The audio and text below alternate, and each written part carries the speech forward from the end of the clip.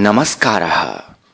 सप्तमी कक्ष्यायाः रुचिरा इति पाठ्यपुस्तकस्य अनुशिक्षणे स्वागतम्। अद्य वयं प्रथमं पाठं पठामः। पाठस्य नाम अस्ति सुभाषितानि। अनुशिक्षणस्य अस्मिन् भागे पाठस्य सविवरणं वाचनम् अस्ति।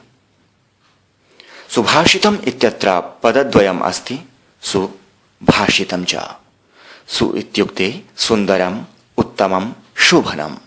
भाषितम् इत्युक्ते वचनं, विचारः। सुभाषितम् इत्युक्ते सुन्दरं वचनं, गुड सेयिंग इत्यर्थः। सुभाषितम् इति एकवचनम् अस्ति, सुभाषितानि इति बहुवचनम् अस्ति। अधुना पाठस्य वाचनं कुर्मः। अहं पठामि, भवन्तः सावधानं शृण्वन्तु। पृथिव्यां त्रीणि रत्नानि जलमन्नं सुभाषितं, मूढैः पाषाणखण्डेषु रत्नसंज्ञा विधीयते।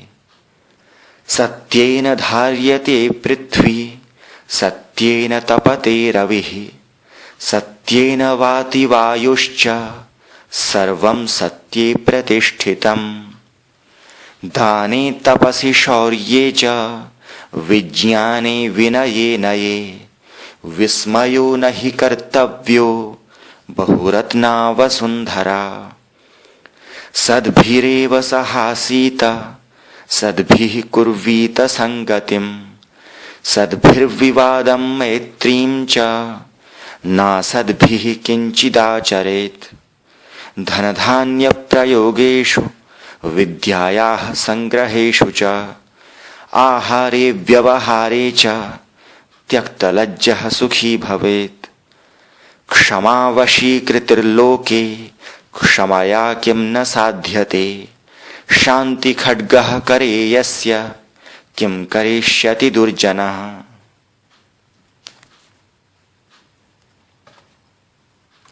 इदानीं पाठस्य विवरणं कुर्मः। प्रथमं सुभाषितं पठामः। अस्यां भूमौ कानि कानि वस्तूनि सन्ति? अस्यां भूमौ पर्वतः, नदी, वृक्षः, प्रस्तरः इत्यादीनि बहूनि वस्तूनि सन्ति। तत्र कानि कानि बहुमूल्यानि वस्तूनि सन्ति जानन्ति वा? तत्र सुवर्णं, रजतं, स्फटिकः, गोमेदः, माणिक्यं, मौक्तिकं, वज्रम् इत्यादीनि बहुमूल्यानि वस्तूनि सन्ति। एतानि बहुमूल्यानि वस्तूनि सामान्यतया रत्नानि इति उच्यन्ते। अस्मिन् विषये सुभाषितं किं वदति इति पश्यामः। पृथिव्यां त्रीणि रत्नानि जलमन्नं सुभाषितं, मूढैः पाषाणखण्डेषु रत्नसंज्ञा विधीयते। अस्मिन् सुभाषिते बहूनि पदानि सन्ति। अत्र कानि कानि पदानि सन्ति इति विभज्य पश्यामः। पृथिव्यां त्रीणि रत्नानि जलम् अन्नं सुभाषितं, मूढैः पाषाणखण्डेषु रत्नसंज्ञा विधीयते। श्लोके पदानि इतस्ततः भवन्ति। श्लोकार्थः सरलः न भवति। श्लोकस्य अर्थज्ञानाय पदानां पुनः व्यवस्थापनं कुर्मः, तदा वाक्यं सरलं भवति। एवं पदानां क्रमशः व्यवस्थापनं अन्वयः इति उच्यते। अस्य सुभाषितस्य अन्वयं पश्यामः। पृथिव्यां त्रीणि रत्नानि सन्ति, जलम्, अन्नं, सुभाषितम् इति। परन्तु मूढैः पाषाणखण्डेषु एव रत्नसंज्ञा विधीयते। प्रथमां पङ्क्तिं पश्यामः।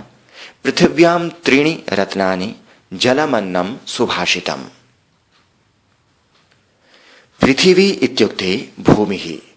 पृथिवी इति ईकारान्तस्त्रीलिङ्गशब्दस्य सप्तमी विभक्तेः एकवचनम् अस्ति। पृथिव्यां। पृथिव्याम् इत्युक्ते भूमौ। त्रीणि इति संख्यावाचकशब्दः नपुंसकलिङ्गे अस्ति, सर्वदा बहुवचने एव भवति। रत्नानि इत्युक्ते श्रेष्ठवस्तूनि अथवा जेम्स्। रत्न इति अकारान्त नपुंसकलिङ्ग शब्दस्य प्रथमा विभक्तेः बहुवचन रूपम् अस्ति रत्नानि। अधुना सुभाषितस्य अर्थम् अवगच्छामः। पृथिव्यां कति रत्नानि सन्ति? सुभाषितं वदति पृथिव्यां त्रीणि रत्नानि सन्ति। त्रीणि रत्नानि कानि सन्ति इति जानन्ति वा? त्रीणि रत्नानि सन्ति जलम्, अन्नं, सुभाषितं च। पृथिव्यां तु बहूनि रत्नानि सन्ति, तर्हि किमर्थं सुभाषितं वदति पृथिव्यां त्रीणि रत्नानि एव इति? स्फटिकः, गोमेदः, माणिक्यं, मौक्तिकं, हीरकम् इत्यादीनि रत्नानि न सन्ति वा?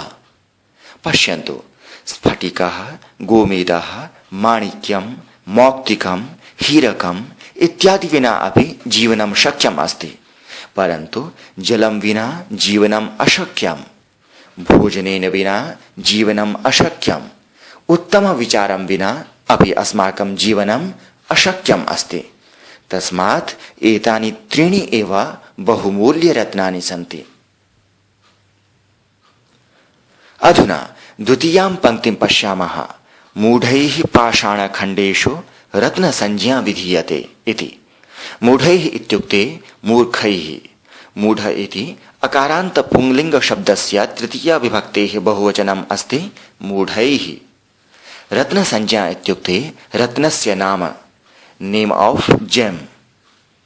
पाषाणखण्डेषु इत्युक्ते शिलाखण्डेषु अथवा पत्थर के टुकड़ों में, इन द स्टोन पीसेस इत्यर्थः। पाषाणखण्ड इति अकारान्त पुंलिंग शब्दस्य सप्तमी विभक्तेः बहुवचन रूपम् अस्ति पाषाणखण्डेषु। अत्र क्रियापदम् अस्ति विधीयते इति। विधीयते इत्युक्ते किया या समझा जाता है, इज डन और गिवन।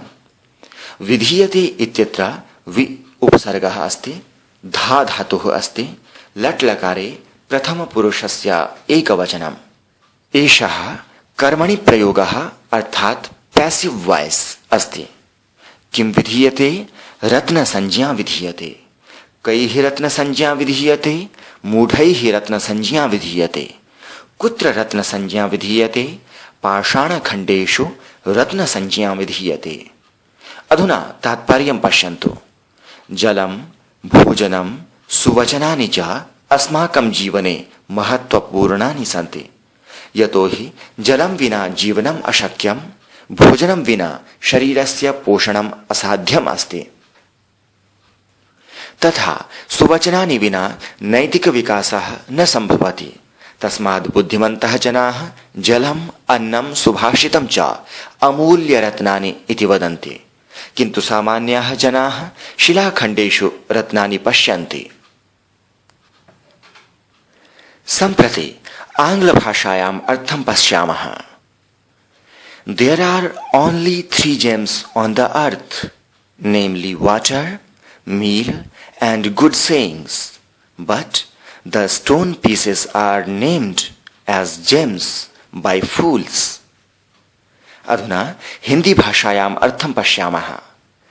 पृथ्वी पर 3 ही रत्न हैं, जल, अन्न और सुभाषित, परंतु मूर्खों के द्वारा पत्थरों के टुकड़ों को ही रत्न की संज्ञा दी जाती है। अधुना द्वितीयं सुभाषितं पठामः। अस्माकं देशस्य ध्येयवाक्यं किम् अस्ति?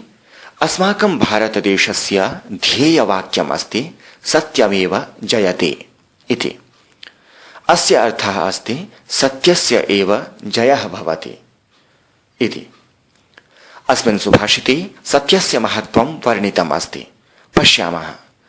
सत्येन धार्यते पृथ्वी, सत्येन तपते रविः, सत्येन वाति वायुश्च, सर्वं सत्ये प्रतिष्ठितम्। सुभाषितस्य पदविभागं पश्यामः। सत्येन धार्यते पृथ्वी, सत्येन तपते रविः, सत्येन वाति वायुः च, सर्वं सत्ये प्रतिष्ठितम्। इदानीं सुभाषितस्य अन्वयं पश्यामः। पृथ्वी सत्येन धार्यते, रविः सत्येन तपते, वायुः सत्येन वाति च, सर्वं सत्ये प्रतिष्ठितम् अस्ति।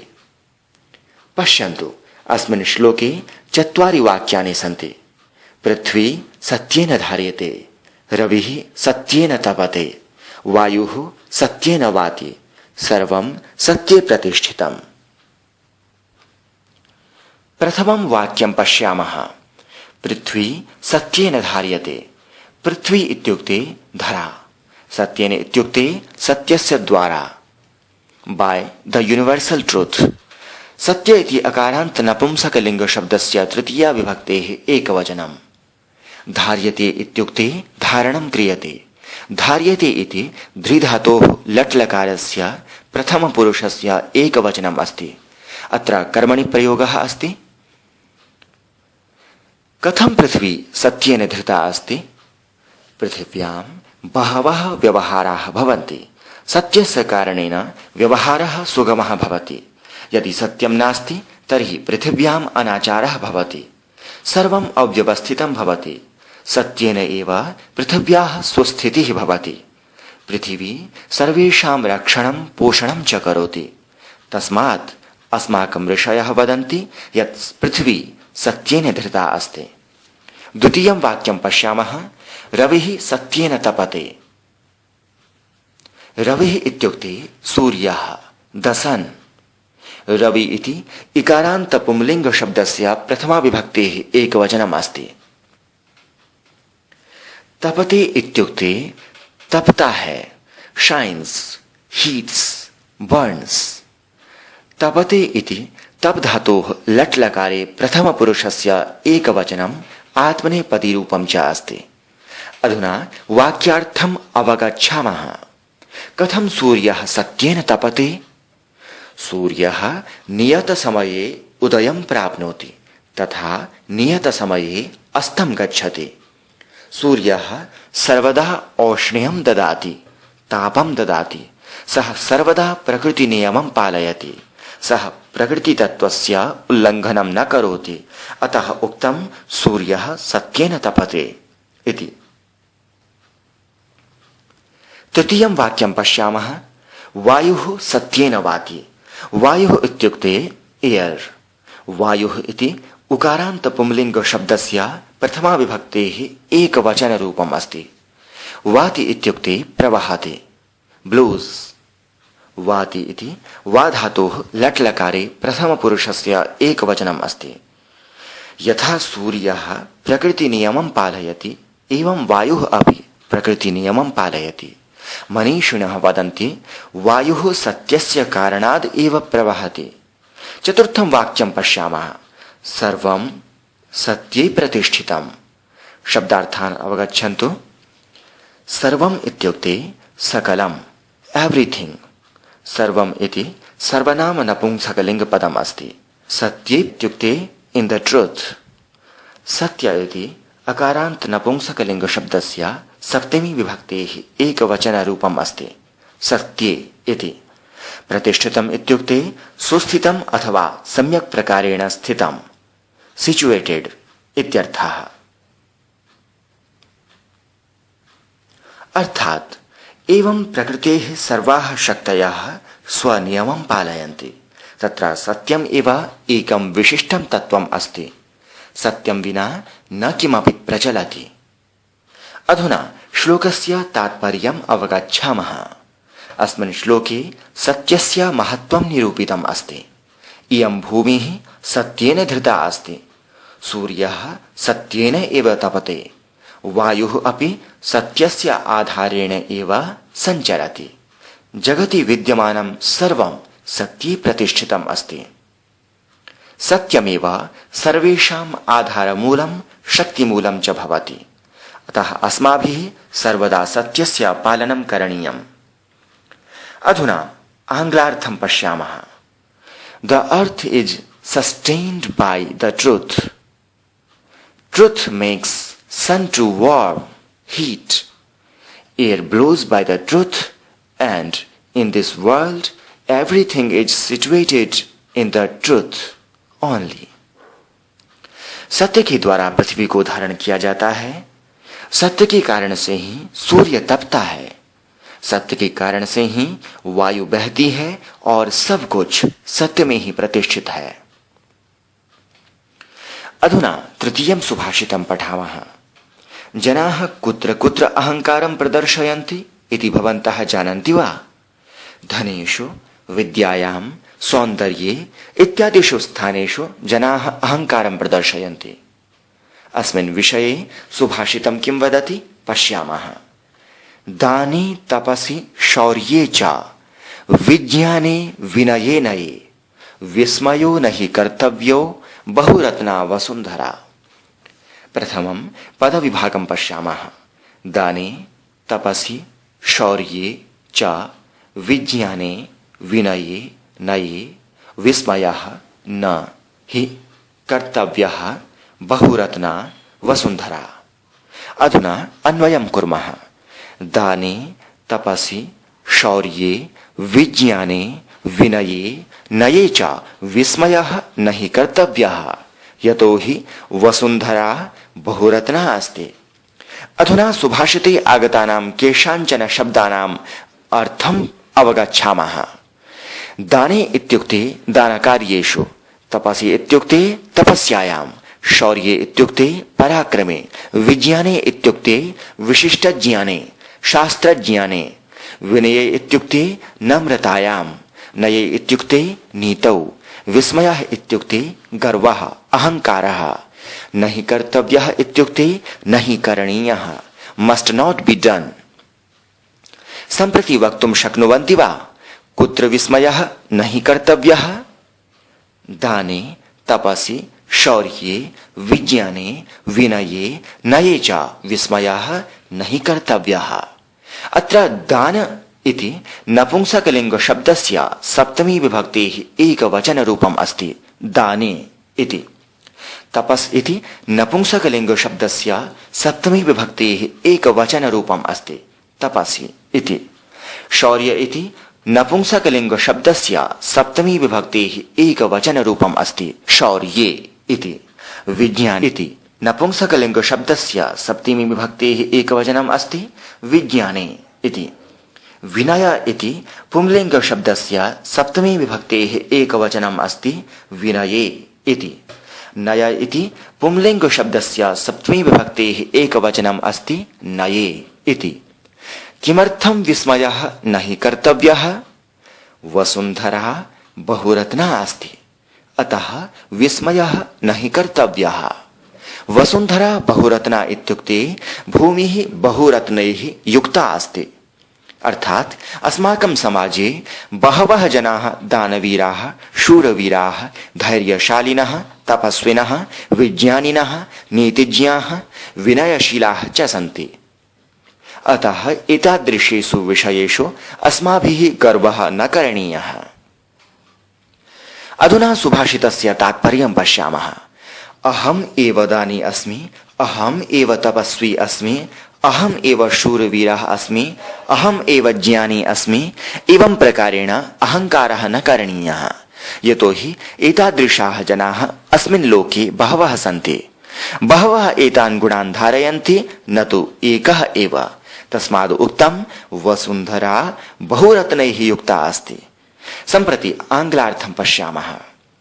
One should not feel pride in his charity, austerity, valor, knowledge, modesty and morality, because the world is full of gems. हिन्द्यर्थः एवं अस्ति, किसी को भी अपने द्वारा दिए गए दान में, तपस्या में, वीरता में, शास्त्र ज्ञान में, नम्रता में और नीति में अहंकार नहीं करना चाहिए, क्योंकि ऐसे गुणों को धारण करने वाले इस संसार में बहुत हैं, सिर्फ कोई एक ही नहीं। इसलिए कहा गया है कि यह धरा अनेक रत्नों से युक्त है। अधुना चतुर्थं सुभाषितं पठामः। वयं जीवने बहुभिः जनैः सह वसामः, कीदृशजनैः सह व्यवहारः कर्तव्यः इति एतत् सुभाषितं वदति। सद्भिरेव सहासीत, सद्भिः कुर्वीत संगतिं, सद्भिर्विवादं मैत्रीं च नासद्भिः किंचिदाचरेत्। सुभाषितस्य पदविभागं कुर्मः।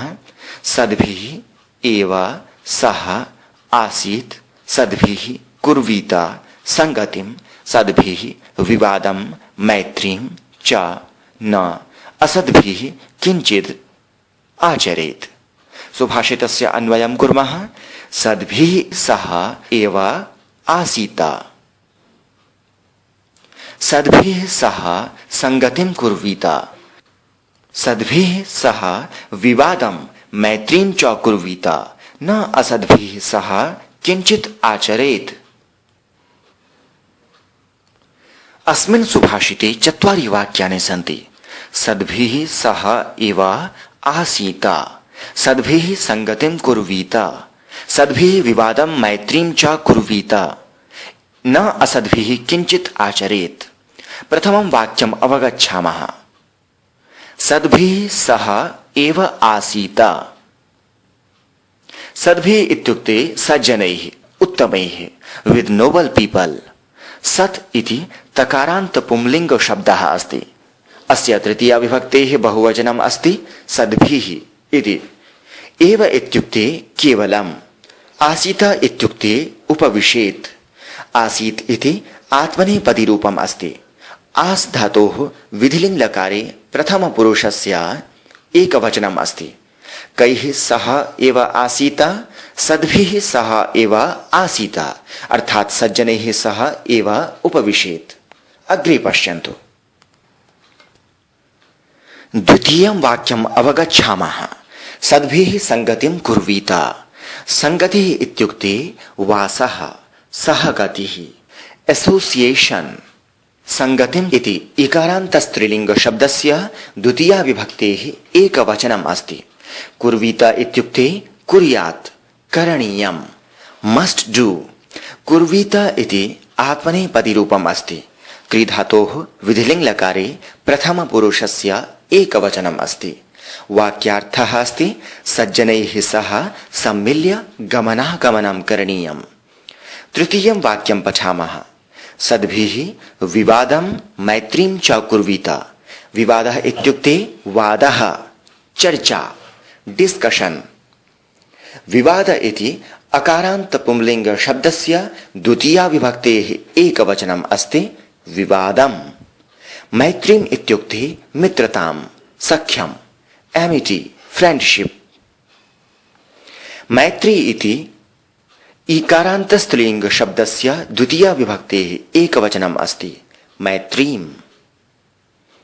वाक्यार्थः अस्ति सज्जनैः सह एव चर्चा, मित्रता वा करणीया। किमर्थं? सज्जनैः सह सम्भाषणेन, वादेन, चर्चया च अस्माकं विचारस्य वृद्धिः भवति। न असद्भिः किञ्चित् आचरेत्। कैः सह किञ्चित् अपि न आचरेत्। असद्भिः सह न किञ्चित् आचरेत्। असद्भिः अर्थात् दुर्जनैः सह, विद विक्ट पीपल। असत् इति तकारान्त पुंलिङ्ग शब्दस्य तृतीया विभक्तेः बहुवचनम् अस्ति असद्भिः। न किञ्चित् इत्युक्ते किमपि अथवा नथिंग। आचरेत् इत्युक्ते व्यवहरेत्, मस्ट बिहेव। आचरेत् इति आ उपसर्गपूर्वकस्य चर धातोः विधिलिङ् लकारे प्रथमपुरुषस्य एकवचनम्, अर्थात् दुर्जनैः सह किञ्चित् अपि न व्यवहरेत्। अधुना तात्पर्यं पश्यामः। साधुजनैः सज्जनैः सह सर्वदा भवितव्यम्। तेषां वचनं श्रुत्वा कार्यं दृष्ट्वा अस्माकं विकासः भवति। दुर्जनैः सह वासः कदापि मास्तु। दुर्जनान् दृष्ट्वा तेषां वचनं श्रुत्वा वयमपि अनुकरणं कुर्मः। तेन अस्माकम् अधोगतिः भवति। अतः दुर्जनसङ्गतिः मास्तु, सर्वदा सज्जनसङ्गतिः भवतु। संप्रति हिंदी अर्थम पश्यन्तु। इस संसार में सज्जनों के साथ ही बैठना चाहिए, उनके साथ ही संगति करनी चाहिए, सज्जनों के साथ ही वाद विवाद और मित्रता करनी चाहिए। दुर्जनों के साथ कुछ भी व्यवहार नहीं रखना चाहिए। आंग्लार्थम पश्यामः। One should sit with noble people, be with noble people, argue with noble people, and make friendship with noble people. Nothing should be done with wicked people. अधुना पंचमं सुभाषितं पठामः।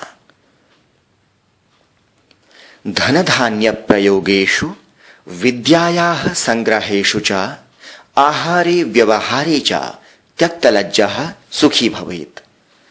सम्प्रति पदविभागं पश्यामः।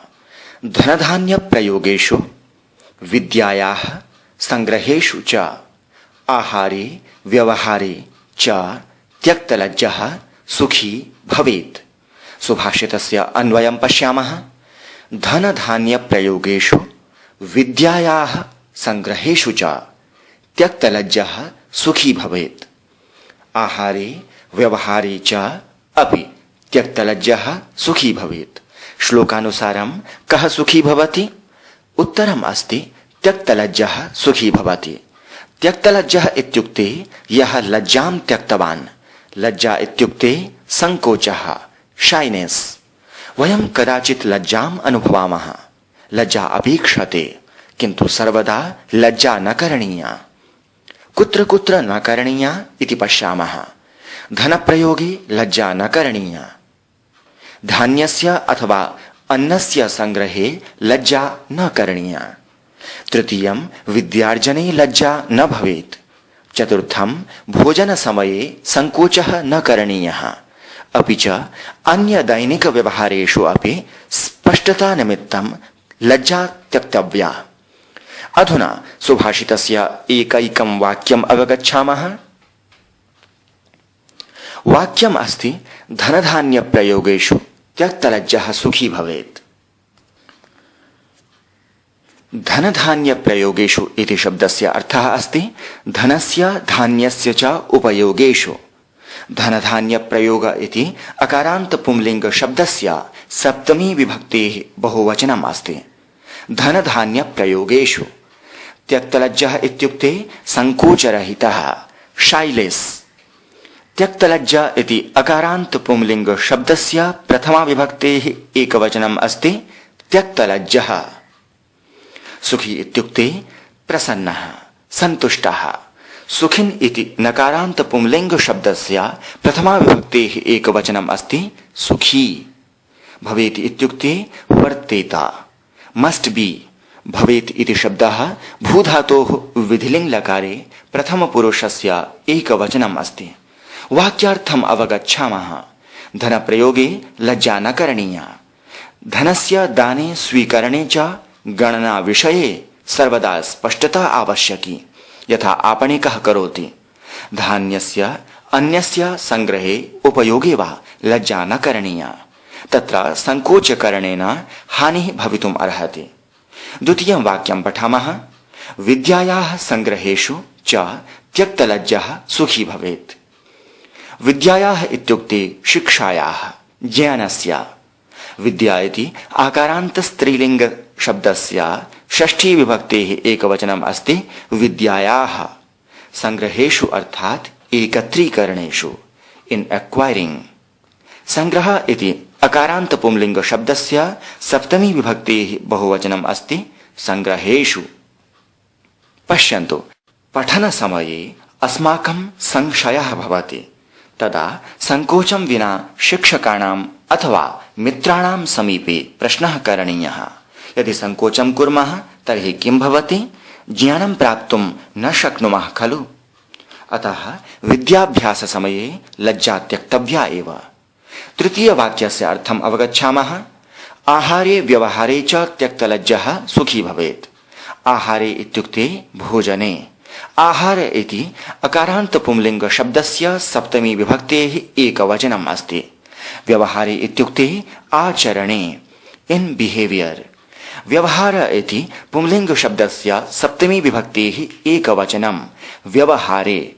वाक्यार्थः अस्ति भोजनसमये यत् आवश्यकं तत् प्रष्टव्यम्, यद् न आवश्यकं तत् मास्तु इति विना संकोचं वक्तव्यम्, अन्यथा कष्टं भवति। आहारपदार्थः व्यर्थः भवति। अन्यजनैः सह सामान्य व्यवहारे अपि यः संकोचरहितः भवति सः सुखम् आप्नोति। इदानीं तात्पर्यम् अवगच्छामः। धनस्य सम्पत्तेः उपयोगेषु, ज्ञानस्य संग्रहे, भोजनसन्दर्भे, अन्यैः जनैः सह आचरणे च एतेषु स्थानेषु यः संकोचरहितः अस्ति तस्य जीवनं सुगमं भवति। हिंदी अर्थः अस्ति धन धान्य के प्रयोग में और विद्या के संग्रह में तथा आहार व्यवहार में लज्जा को छोड़ने वाला ही सुखी होता है। आंग्लार्थः those who don't feel shy in the way they use wealth and food in knowledge, in acquiring food and in personal relations will always be happy. अधुना षष्ठं सुभाषितं पठामः। क्षमा वशीकृतिर्लोके क्षमया किं न साध्यते, शांति खड्गः करे यस्य किं करिष्यति दुर्जनः। श्लोकस्य पदविभागं कुर्मः। क्षमा वशीकृतिः लोके क्षमया किं न साध्यते, शांति खड्गः करे यस्य किं करिष्यति दुर्जनः। सम्प्रति श्लोकस्य अन्वयं पश्यामः। लोके क्षमा वशीकृतिः अस्ति, क्षमया किं न साध्यते। यस्य करे शांति खड्गः अस्ति तस्य दुर्जनः किं करिष्यति। श्लोकेऽस्मिन् वाक्यत्रयम् अस्ति। क्षमा वशीकृतिर्लोके क्षमया किं न साध्यते, शांति खड्गः करे यस्य किं करिष्यति दुर्जनः। अस्मिन् सुभाषिते क्षमायाः शान्तेः च महत्त्वं वर्णितम् अस्ति। अधुना एकैकं वाक्यम् अवगच्छामः। प्रथमं वाक्यम् अस्ति क्षमा वशीकृतिर्लोके। क्षमा इत्युक्ते सहनशीलता, फॉरगिवनेस। क्षमा इति आकारान्त स्त्रीलिंग शब्दः अस्ति। प्रथमा विभक्तिः एकवचनम् अस्ति। वशीकृतिर्लोके इत्यत्र शब्दद्वयम् अस्ति, वशीकृतिः लोके च। वशीकृतिः इत्युक्ते वशीकरणम्, कैप्टिवेशन। वशीकृति इति स्त्रीलिंग शब्दः अस्ति। प्रथमा विभक्तेः एकवचनम् अस्ति, वशीकृतिः। लोके इत्युक्ते जगति। लोक इति अकारान्त पुंलिंग शब्दस्य सप्तमी विभक्तेः एकवचनम् अस्ति, लोके। अर्थात् अस्मिन् जगति क्षमा सर्वान् वशीकरोति इत्यर्थः। अधुना द्वितीयं वाक्यम् अवगच्छामः। क्षमया किं न साध्यते इति कविः प्रश्नं करोति। अर्थात् क्षमया सर्वं साधयितुं शक्यते। क्षमा इत्युक्ते सहनशीलता, फॉरगिवनेस। क्षमा इति आकारान्त स्त्रीलिंग शब्दः अस्ति। अस्य तृतीया विभक्तेः एकवचनम् अस्ति, क्षमया इति। साध्यते इत्युक्ते साधयितुं शक्यते अथवा कैन बी अचीव्ड। साध इति धातोः लट्लकारे प्रथमपुरुषस्य एकवचनम् अस्ति। कर्मणि प्रयोगः च अस्ति, साध्यते इति। वाक्यार्थः अस्ति अस्मिन् संसारे क्षमा एका महती शक्तिः अस्ति। क्षमाम् उपयुज्य जनानां वशीकरणं शक्यम् अस्ति। सम्प्रति तृतीयं वाक्यं पश्यामः। शान्ति खड्गः करे यस्य किं करिष्यति दुर्जनः। शांति खड्गः इत्युक्ते शांति कृपाणः, कामनेस एज अ वीपन। शांति खड्ग इति अकारान्त पुंलिंग शब्दस्य प्रथमा विभक्तेः एकवचनम् अस्ति, शांति खड्गः इति। करे इत्युक्ते हस्ते, इन हैंड। कर इति अकारान्त पुंलिंग शब्दस्य सप्तमी विभक्तेः एकवचनम् अस्ति, करे इति। यस्य इत्युक्ते जिसका। करिष्यति इत्युक्ते करेगा, विल डू। करिष्यति इत्यत्र क्री धातोः लट्लकारे प्रथम पुरुषस्य एकवचनम् अस्ति। दुर्जनः अर्थात् दुष्टः जनः, विक्ड मैन। दुर्जन इति अकारान्त पुंलिंग शब्दः अस्ति। प्रथमा विभक्तेः एकवचनम् अस्ति, दुर्जनः इति। वाक्यार्थं पश्यामः। शान्तिः एकं तादृशं शस्त्रं भवति यः अतीव प्रभावशाली अस्ति। यस्य हस्ते शान्तिरूपी खड्गः भवति, दुर्जनः तस्य जनस्य कथमपि हानिं कर्तुं न शक्नोति। संस्कृतार्थं पश्यामः। क्षमा इति गुणेन सर्वेषां जनानां वशीकरणं कर्तुं शक्यते। यथा पूर्वम् अंगुलिमालः इति हन्ता बुद्धस्य पुरतः आगत्य तं भायितवान्, मारयितुम् अपि प्रयत्नं कृतवान्, तदापि बुद्धः शान्त्या स्थितवान्। बुद्धस्य तादृशेन व्यवहारेण सः हन्ता अपि क्रोधं परित्यज्य शान्तः भूत्वा सज्जनः जातः। अतः क्षमा अथवा शान्तिः इति एतत् एकं शस्त्रम् अस्ति। तस्य तुलना खड्गेन सह कृता अस्ति। तस्य खड्गस्य पुरतः कोऽपि क्रुद्धः स्थातुं न शक्नोति। हिन्द्यर्थं पश्यामः। संसार में क्षमा सबसे बड़ा वशीकरण है। उससे क्या नहीं प्राप्त किया जा सकता है। जिसके हाथ में शांति की तलवार हो उसका दुष्ट क्या बिगाड़ सकता है, अर्थात कुछ नहीं बिगाड़ सकता। आंग्लार्थम पश्यामः। Forgiveness is the biggest captivating force in this world. One can attain everything through it. Even a wicked person cannot harm the one who holds the sword of peace in his hand. अस्मिन् पाठे वयं पठितवन्तः जलम्, अन्नं, सुभाषितम् इत्येतेषां महत्त्वं, सत्यपालनस्य आवश्यकता, कुत्रापि अहङ्कारः न करणीयः, कैः सह सङ्गः कर्तव्यः, स्पष्टव्यवहारस्य आवश्यकता, जीवने क्षमायाः महत्त्वम् इति। एतावता प्रथमपाठस्य सविवरणं वाचनं समाप्तम्। अभ्यासभागे पुनः मिलामः। धन्यवादाः।